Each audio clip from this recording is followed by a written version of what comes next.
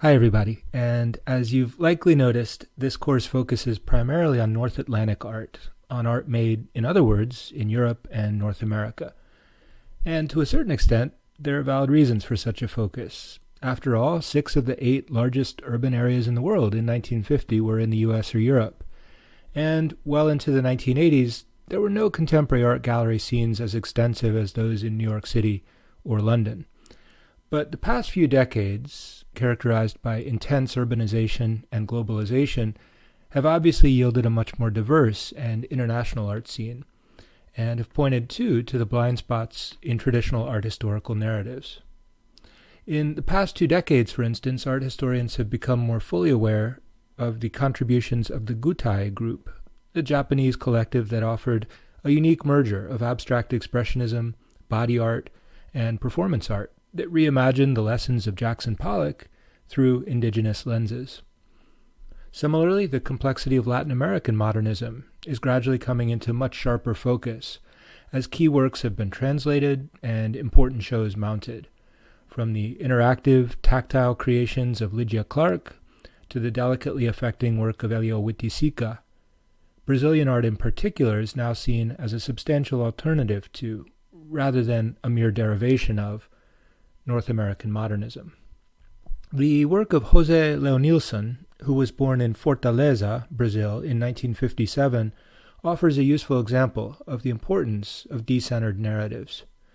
In the 1980s, Leonilson began to attract local notice for vivid, colorful paintings, collages, and found object sculptures that often featured isolated pieces of text or fragments of poetry, and commonly autobiographical details.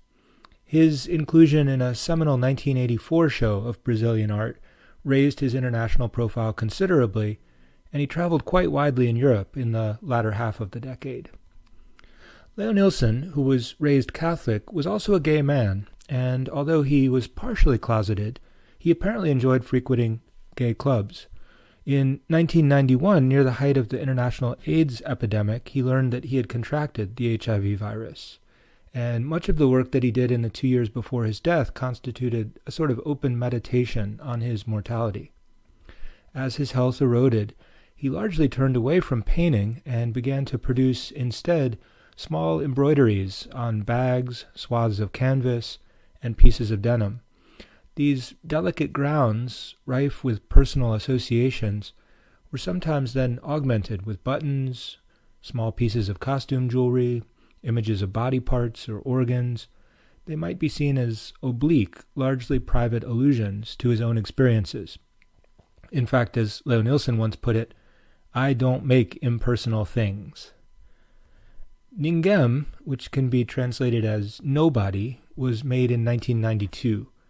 Leonilson sewed a cotton pillowcase out of fabric remains, including, as the front panel, a piece of machine-embroidered pink fabric. He then added the provocative and open-ended word in the upper left in a roughly rendered font. In a sense, then, the pillowcase can be seen in relation to a series of billboards commissioned by the Cuban-American artist Felix Gonzalez Torres just a year before. Those billboards had depicted empty beds with indented pillows, gesturing towards sexual intimacy and a related haunting absence that a viewer might associate with the tragic losses of the AIDS crisis. But Leonilson's piece is nevertheless unique. It's a small object, too small, you might think, for use in bed, and more like a travel pillow or a comforting object. And it was originally displayed suspended from 2 rods, sagging with what Irene Small has called the vulnerability and opacity of a body.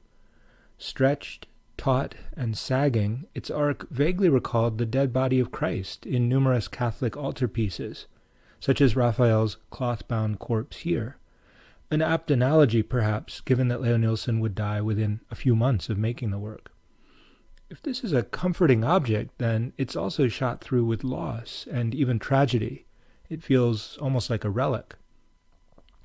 Leonilson was a remarkably prolific artist, making more than 3,000 works before dying at the age of 36. And he's long been deeply revered in Brazil for his queer, elegiac romanticism. In 2018, the Americas Society staged a show that featured 45 of his pieces, earning him an even broader audience, and a number of warm posthumous reviews. That show also included excerpts from a series of audio diaries that the artist had recorded between 1990 and 1993, and which were only rediscovered in 2015, well after his death. A potent evocation of an artist who died young, the show was thus also a useful corrective to an art history that can sometimes feel as if it's largely limited to the 5 boroughs of New York City, and part of an ongoing revision of the history of contemporary art with an ever more global and inclusive aspect.